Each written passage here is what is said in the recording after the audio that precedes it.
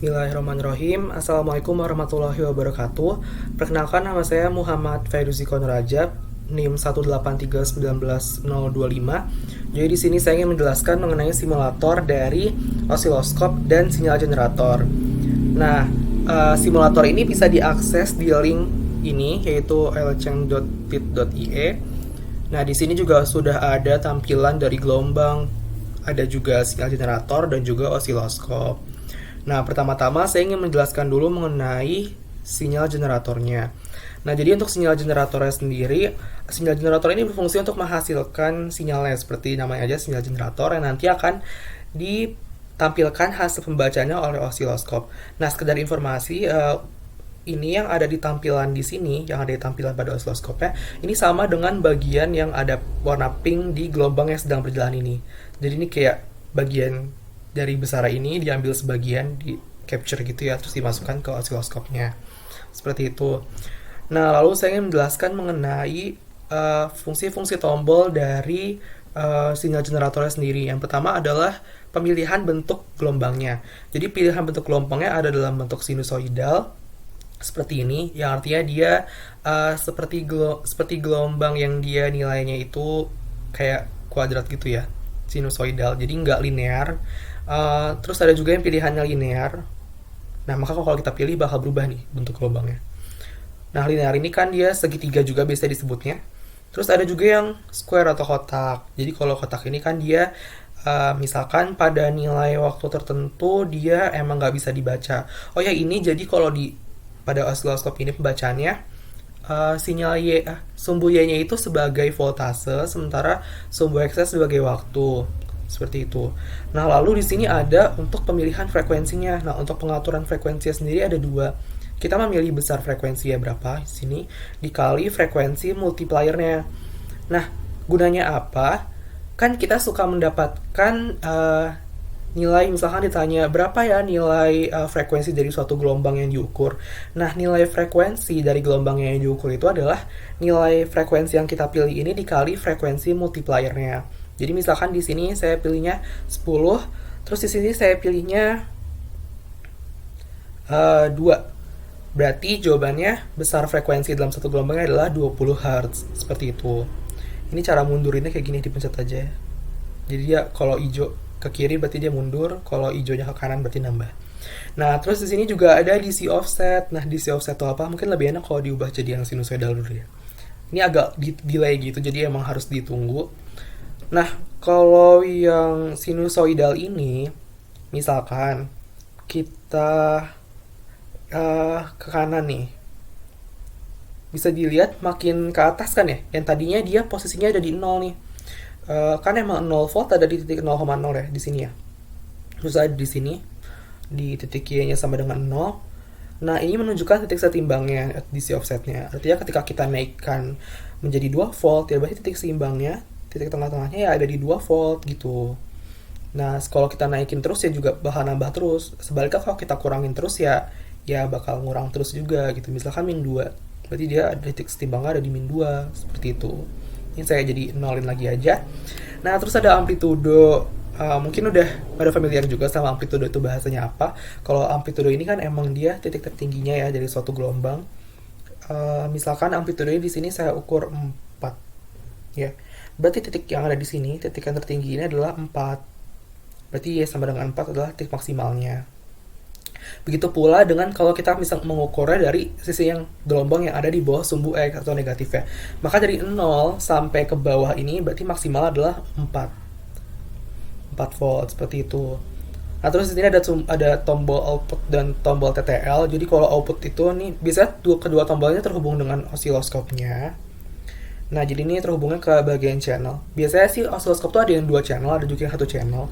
Cuma karena di sini cuma ada 1 channel, berarti ini terhubungnya langsung ke tombol yang channel 1. Nah, tapi ini juga ada sebenarnya tombol untuk menghubungkan ke bagian TTL. Nah, TTL ini apa? TTL itu adalah transistor logic. Ini cuma pengaturan outputnya aja sih. Jadi kalau output TTL tuh dia ada kayak nilai rentangnya gitu. Seperti itu. Nah, tadi mungkin penjelasan mengenai sinyal generator dan bagaimana cara memakai sinyal generatornya ya. Jadi bisa milih bentuk gelombangnya, bisa milih frekuensi selekesa, frekuensi multiplier, biar pengen nih satu gelombang tuh berapa hertz sih. Bisa juga milih DC offset sama amplitudonya. Yang selanjutnya adalah penjelasan tombol-tombol yang ada di osiloskopnya sendiri nih. Nah, jadi pertama-tama kita bakal ngebahas tentang false diff ya dulu ya. False diff itu apa? False diff itu artinya division itu sebenarnya nilai satu kotak. False itu adalah nilai tegangannya. Artinya false diff itu adalah berapa nilai tegangan dalam satu kotak itu. Misalkan di sini ini kan menunjukkannya kedua ya. Nah, jadi makin gede, jadi makin padat gitu ya. Misalkan ini di dua, berarti nilai dalam satu kotak ini kan tegangan yang ini ya, sumbu X ya, sumbu Y ya. Berarti dalam nilai satu kotak ini tuh, ini berarti 2 volt satu ini, berarti ini 2, ini 4 dan seterusnya. Makanya di sini saya atur kan amplitudenya 4 ya. Terus amplitudenya ini dia pas di dua kotak gitu, karena emang satu kotak itu nilainya 2 volt. Makanya nilai volts per diff tuh kayak gitu. Nah, untuk time diff itu apa? Ini juga sama. Kalau tadi volt itu di sumbu Y, maka time ini ada di sumbu X.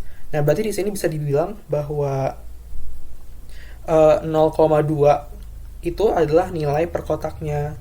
Jadi satu kotak ini tuh bernilai 0,2 second ya.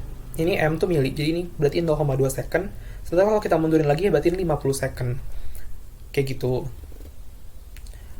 Nah, terus ada juga penjelasan trigger sama penjelasan trigger level dan age-nya ya. Nah, trigger itu fungsinya apa? Jadi trigger ini tuh berfungsi untuk menunjukkan titik posisi pasti dari gelombang yang sedang kita lihat gitu. Misalkan triggernya kita naikin nih. Nah, maka pembacaannya yang ada di gelombang ini tuh menunjukkan posisi tepatnya gitu. Kita membaca gelombang yang sedang ada di sini. Jadi ini kayak kita seolah-olah membuat pembacaannya menjadi konstan, nggak bergerak. Karena kan biasanya harusnya gelombangnya bergerak, tapi di sini kita posisikan diam. Terus ini tuh kita mengukur gitu gelombangnya itu posisi pasnya di mana. Jadi untuk yang triggernya yang kita atur ini tuh sebenarnya cuma yang naik turunnya aja sih. Sementara yang kanan kiri udah pasti di sini. Nah, terus di sini ada pengaturan edge-nya, ada yang rising dan falling. Jadi rising dan falling itu apa? Kalau kita perhatikan di sini, ini pasti pengukurannya itu tuh pengambilan capture-nya tuh pasti pas lagi dia tuh rising. Rising tuh naik ya. Bisa dilihat di sini kan kalau misalkan posisinya di sini berarti dia naik ke atas. Nah, gimana kalau misalkan di sini saya ubah menjadi falling? Nah, bisa dilihat di sini. Berarti dia lagi ngambilnya bagian turun, nge-capture-nya bagian turun. Kalau dilihat di bagian gelombangnya ini tuh, dia setiap nge-capture tuh pasti pas lagi bagian awalnya tuh pas lagi bagian yang turun. Sementara kalau bagian yang rising pasti dia lagi naik. Kayak gitu. Nah, terus untuk apa bagian yang tombol vertical pose dan horizontal pose saja? Nah, kita coba aja ya. Nah, kalau yang vertical pose ini sebenarnya dia sama kayak naikin DC offsetnya gitu loh. Jadi dia kayak dinaikin gitu posisinya. Jadi artinya posisi timbangnya kita naikin dari segi si yang vertikalnya. Kalau kita down ya dia makin turun. Kalau up ya kita makin naik gitu. Tapi perhatikan ketika kita menurunkan dan menaikkan dia juga sebenarnya bergeser sedikit ke kanan. Nah, ini misalkan kita posisiin pas lagi. Nah, ini dia ground ya. Ground tuh pas di 0,0 berarti. Groundnya tuh maksudnya groundnya tuh di mana? Kalau misalkan groundnya di 0,0 0,0, kalau misalkan groundnya tuh ada di 1 ya berarti 1. Ini maksudnya titik setimbang itu sama dengan ground. Nah, terus ada di sini horizontal pose-nya, misalkan kita ke kanan kiri. Ya ini sama aja ya, ini pengaturan gelombangnya pengen di kanankan atau ke kiri kan, seperti itu fasenya ya. Jadi kalau misalkan kita emang lagi pengen lihat contohnya kan, kalau gini kan contohnya seperti gelombang cos ya. Sementara kalau kita kayak gini jadi gelombang sin. Jadi kalau misalkan kita lagi pengen ngelihat pas satu gelombang tuh enaknya gimana sih ya, kayak gini gitu. Tapi kalau misalkan kita enggak juga bisa kita geser. Oh ya, ini horizontal pose ini juga mempengaruhi si tampilan triggernya yang atas ini. Jadi kalau misalkan kita kanan kiri ya triggernya ngikut juga gitu. Tapi kalau yang kita vertical pose triggernya nggak ngikut. Karena kan trigger yang di vertikal itu yang atur kita di level. Nah, satu tombol lagi yang paling penting adalah on off. Jadi kalau misalkan kita off ya udah mati. Kalau kita on ya on gitu. Dan sebenarnya kalau kita karena di sini sistemnya dia pengukuran codingan dari sananya di simulatornya, jadi kalau kita offin gelombangnya nggak mati sih kayak gitu. Tapi pengukuran di osiloskopnya mati. Kenapa nggak mati? Karena sinyal ini tuh dihasilkan sama sinyal generator. Kita di sini mematikan osiloskopnya, nggak mematikan sinyal generatornya. Artinya ya sinyalnya terus terbuat oleh sinyal generatornya, sementara pengukurannya yang kita matikan si osiloskopnya, seperti itu. Nah, Sebelum masuk ke kita memilih frekuensi yang kita pilih untuk coba-cobanya nih, saya ingin menjelaskan lagi mengenai DC offset sama vertical pose-nya. Jadi kalau vertical pose-nya di sini untuk ngatur posisinya gitu ketinggiannya. Dan ini dia kayak garis ground-nya tuh bakal ikutan. Karena kan garis ground tuh kayak garis timbangnya gitu, titik timbang. Sementara kalau DC offset kita naikkan dan turunkan, dia nggak, si titik ground-nya ini tuh, garis ground-nya tuh nggak bakal ikutan. Jadi beda DC offset sama vertical pose itu. Nah sekarang kita akan mulai coba untuk 3 frekuensi berbeda ya. Pertama ada yang di hertz biasa, terus ada yang di ribuan hertz sama ratusan ribuan hertz. Nah sekarang coba saya pilih 10 misalkan. 10 dengan frekuensi multiplier 8. Berarti kan bener ya, 10 kali 8, 10 kali 0,8 hasilnya 8 hertz. Berarti benar di hertz ya. Nah ini kalau kita lihat, saya zoom sebentar. Seperti terlihat kurang jelas gelombangnya karena terlalu padat dan juga posisinya juga kurang bagus gitu. Kira-kira gimana sih cara ngaturnya? Nah, cara ngaturnya adalah dengan di atur time diff-nya sama volts diff-nya. Cuma biasanya kalau untuk kerapatannya yang kita atur time diff-nya aja. Semakin kita kecilkan time diff-nya, maka kan semakin renggang. Sementara kalau kita makin besarkan, makin padat. Ini jelas karena misalkan di sini saya atur 0,1. Terus ini kita kalau pengen biar gelombangnya diam, kita atur triggernya aja. Ini kan jadi diam ya. Nah, misalkan satu gelombang di sini dia sekitar butuh 1,5 ini 1,5 kotak. Sementara satu kotak kan 0,1, berarti sekitar satu gelombang itu 0,15 detik. Nah, kalau misal kita tambahkan ke sini 0,2, dia berarti sekitar butuhnya tuh 0,8 atau 0,7 ya. Dikali 0,2. Jadi sebenarnya nanti hasilnya satu gelombang itu detiknya tuh sama aja berapa lamanya. Cuma di sini emang tinggal berapa kotak dikali sama berapa kotak kayak ini dikali sama nilai 0,2-nya. Seperti itu. Jadi sebenarnya sama aja. Cuma kalau emang pengen lebih analisisnya biar lebih jelas waktunya satu gelombang itu berapa, bisa direnggangkan. Terus pengaturan amplitude juga jangan lupa. Misalkan di sini saya aturnya 2 ya. Berarti kalau emang pengen pas ya 2 aja gitu. Dia harusnya satu kotak pas seperti itu. Mungkin ini karena posisinya. Nah, karena posisi tadi posisi groundnya juga kurang pas. Nah ini agak saya turunkan sedikit. Nah jadi pas kan. Kalau misalkan volts per div 2, berarti kan satu kotak nilainya 2 ya. Di sini juga amplitude 2, makanya dia kayak satu kotak 1 gitu. Kalau misalkan saya turunkan jadi 1, ya jadi ya setengah gitu. Ini saya balik lagi ke 2. Terus untuk jenis gelombangnya sendiri juga bebas, mau pakainya apa, mau ini agak masih kurang pas. Oh ya. Mau yang segitiga, mau yang kotak juga boleh. Kalau kita mengulang kembali ya, yang segitiga ini berarti dia linear. Turun dan naiknya itu garis lurus gitu, nggak ada lengkungan, yang artinya nilainya pasti linear. Kalau misalkan yang kotak ini dia pada rentang tertentu akan nilainya stagnan sama, tapi pada satu titik dia akan rentangnya itu nilainya turun dan naik dan sulit untuk ditentukan. Ini kalau misalkan mau di posisinya dipasin gitu, jangan lupa bisa pakai horizontal pose dan vertical pose ya. Kalau kayak gini jadi lebih kelihatan ya, satu gelombang itu kira-kira ya sekitar 2,5 kotak gitu. Nah sekarang kita coba ke yang ribuan nih, yang 1K. Wah udah padat banget nih. Terus ingat tadi dimintanya 1000, berarti kita juga frekuensi multiplier harus 1000 ya. Frekuensinya harus kita atur jadi 1 biar hasilnya 1000 Hz. Nah bener kan, ini berarti udah 1000 Hz nih, 1000 kali 1. Kan padat banget nih. Ini juga kita atur ulang ke sinusoidal. Gimana biar nggak padat, jangan lupa time diff-nya kita kurangin.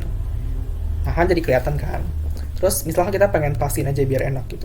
Oh maaf, kayak ke kiri aja. Nah kalau gini kan kelihatan. Nah ternyata ini pas banget nih, satu gelombang 2 kotak. Artinya satu gelombang itu dia membutuhkan waktu sekitar 0,5 milidetik. Mungkin tadi buat yang bingung kenapa kok makin gede frekuensinya malah makin sebentar waktunya. Jangan lupa bahwa frekuensi itu dia adalah banyaknya gelombang dalam setiap satuan waktu. Artinya makin gede frekuensinya ya dalam setiap satu waktu ya gelombangnya juga semakin banyak gitu. Nah ini untuk yang segitiga sama juga kayak tadi yang pas waktu di 8 volt ya. Kalau sekarang kan dia 1000 volt.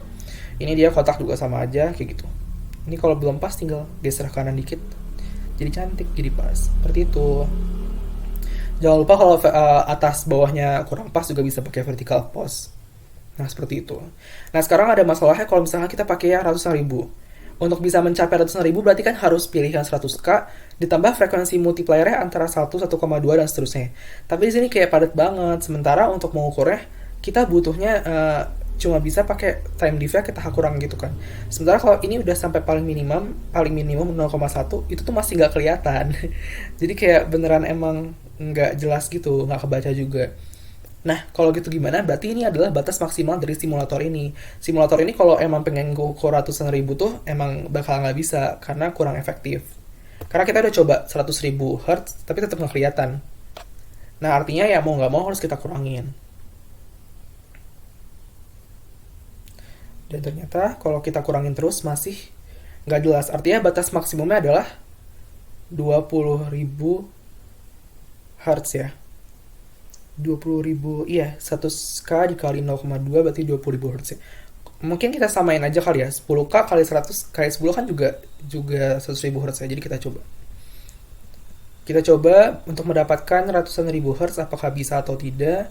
Ternyata jawabannya adalah tidak. Artinya simulator ini punya batas maksimal ya di sekitar ini 50 ribu Hz saja masih nggak kelihatan. Di 30 coba misalkan masih nggak kelihatan, lebih kelihatan jelas cuma masih kurang jelas. Emang biasanya batasnya berarti di 20 ribu Hz ya, kayak gitu. Artinya alat ini, simulator ini emang punya batasnya sekitar 20 ribu sampai 30 ribu Hz, nggak bisa lebih besar dari itu. Artinya untuk mengukur ratusan ribu ya maaf nggak bisa kayak gitu. Hasilnya akan kurang jelas. Mau dalam bentuk gelombang apapun juga ya kurang jelas gitu. Sekarang kita coba yang paling besar deh, sekitar 30 ribu Hz ya. Ini berarti bahkan dari 0,1 aja masih nggak jelas. Oke, coba saya zoom biar bisa tahu kira-kira berapa. Ini coba dimajuin dikit. Nah, ternyata dia kira-kira sekitar 0,5 ya. Berarti dia sekitar setengah kotak dari 0,1. Berarti dia kira-kira satu gelombang 0,05 detik. Jadi pengukurannya kayak gitu. Jadi kalau untuk tips biar bisa tahu jenis gelombangnya bagus atau enggak, maksudnya gambaran gelombangnya bagus atau enggak, atur aja frekuensinya berapa, terus sama time diff yang diatur sama false diff-nya kayak gitu. Dan kalau emang pengen tahu posisi pasnya pakai yang trigger aja, bisa di edge bisa di falling. Ini kalau misalkan berarti ini kita aturnya falling berarti kan ke bawah ya, kayak gitu. Ini di sini titiknya dan dia lagi di titik turun. Nih di sini titik turun. Kalau rising pasti dia pindah ke yang naik. Ini trigger di sini naik, nah bener naik kayak gitu. Ini saya zoom out lagi aja. Nah, jadi kira-kira pengukurannya kayak gitu sih. Ini dia tadi berarti dapat kita batas bahwa simulator ini batasnya adalah sekitar 20 ribu sampai 30 ribu Hz. Untuk batas bawahnya mungkin kita coba-coba juga kali ya. Frekuensi multipliernya mungkin kita kecilin. Nah, coba akan saya kecilin 0,1 ya, coba. 0,1, 0, ini kayaknya lebih kurang dari 0,1, terus saya tambahin time-nya. Ya, ternyata masih nggak kelihatan jelas juga ya. Berarti emang berarti sekitar 0,1 Hz itu masih nggak kebaca. 0,2 Hz dia baru jelas sekitar di sekitar berapa. Ini emang agak delay gitu, agak lama delay jadi agak susah. Di 0,8 masih bisa, 0,6 masih bisa, kayaknya di sekitar 0,3. Artinya batas simulator itu adalah, untuk biar kelihatan jelas ya, adalah sekitar 0,3 sampai 20 ribu sampai 30 ribu Hz kayak gitu. Nah, mungkin itu yang bisa saya sampaikan di sini. Terima kasih.